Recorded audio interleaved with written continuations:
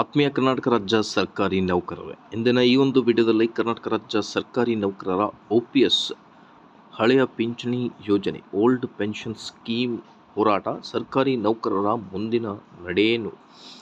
ಸಚಿವರಾದ ಕರ್ನಾಟಕ ರಾಜ್ಯ ಸರ್ಕಾರಿ ನೌಕರರ ಸಂಘದ ರಾಜ್ಯಾಧ್ಯಕ್ಷರಾದ CS ಷಡಾಕ್ಷರಿ ಸರ್ ಅವರು ನೀಡಿರುವ ಮಾಹಿತಿಯಾದರೂ ಏನು ಅನ್ನೋದ್ರ ಬಗ್ಗೆ ತಿಳಿದುಕೊಳ್ಳೋಣ ಬನ್ನಿ ಇಂದಿನ ಈ ಒಂದು ವಿಡಿಯೋದಲ್ಲಿ. ಅದಕ್ಕಿಂತ ಮುಂಚೆ ದಯಮಾಡಿ ಒಂದೇ ಒಂದು ಲೈಕ್ ಕೊಡಿ, ನಮ್ಮ ಯೂಟ್ಯೂಬ್ ಚಾನಲನ್ನು ಕೂಡ ಸಬ್ಸ್ಕ್ರೈಬ್ ಮಾಡಿಕೊಳ್ಳಿ ವೀಕ್ಷಕರೇ.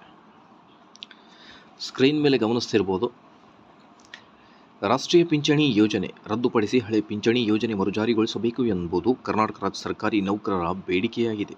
ಈ ಕುರಿತು ಆದೇಶ ಹೊರಡಿಸುವಂತೆ ಸರ್ಕಾರವನ್ನು ಒತ್ತಾಯಿಸುತ್ತಿದ್ದಾರೆ. ರಾಜ್ಯ ಸರ್ಕಾರಿ ನೌಕರ ಸಂಘದ ಪದಾಧಿಕಾರಿಗಳು, ಸದಸ್ಯರು ಹಾಗೂ ವೃಂದ ಸಂಘಗಳ ಪದಾಧಿಕಾರಿಗಳು ಸಭೆ ಸರ್ಕಾರಿ ನೌಕರರ ಸಂಘದ ರಾಜ್ಯಾಧ್ಯಕ್ಷರಾದ CS ಷಡಾಕ್ಷರಿ ನೇತೃತ್ವದಲ್ಲಿ ನಡೆಯಿತು. ಈ ಸಭೆಯಲ್ಲಿ ಹಳೆ ಪಿಂಚಣಿ ಯೋಜನೆಗಾಗಿ ಸರ್ಕಾರಿ ನೌಕರರು ಮುಂದಿನ ಹೋರಾಟವೇನು ಎಂದು ತೀರ್ಮಾನ ಕೈಗೊಳ್ಳಲಾಗಿದೆ. ಈ ಕುರಿತು ಪ್ರಕಟಣೆಯ ಮೂಲಕ ಕರ್ನಾಟಕ ರಾಜ್ಯ ಸರ್ಕಾರಿ ನೌಕರರ ಸಂಘ ಮಾಹಿತಿಯನ್ನು ನೀಡಿದೆ. ಹಾಗಿದ್ದಲ್ಲಿ ನೌಕರರ ಮುಂದಿನ ನಡೆಯೇನು ಅಂತ ನೋಡ್ತಾ ಬಂದರೆ, ಕರ್ನಾಟಕ ರಾಜ್ಯ ಸರ್ಕಾರಿ ನೌಕರರ ಸಂಘದ ಪದಾಧಿಕಾರಿಗಳು, ಸದಸ್ಯರು ಹಾಗೂ ವೃಂದ ಸಂಘಗಳ ಪದಾಧಿಕಾರಿಗಳು ಆದ್ಯ ಗಮನಕ್ಕೆ ಎಂದು ಪ್ರಕಟಣೆಯನ್ನು ಮಾಹಿತಿ ನೀಡಿದೆ. 7ನೇ ವೇತನ ಆಯೋಗದ ವರದಿ ಅನುಷ್ಠಾನ ಹಾಗೂ NPS to OPS ಕುರಿತಂತೆ ದಿನಾಂಕ 23/7/2024 ನಡೆದ ರಾಜ್ಯ ಸರ್ಕಾರಿ ನೌಕರ ಸಂಘ ರಾಜ್ಯ ಕಾರ್ಯಕಾರಿ ಸಮಿತಿ ಹಾಗೂ ವೃಂದ ಸಂಘಗಳ ಸಭೆಯಲ್ಲಿ ಕೈಗೊಂಡ ನಿರ್ಣಯಗಳು ಎಂದು ಸಭೆಯ ವಿವರವನ್ನು ನೀಡಲಾಗಿದೆ ಅಂತ ಹೇಳಿದ್ದಾರೆ.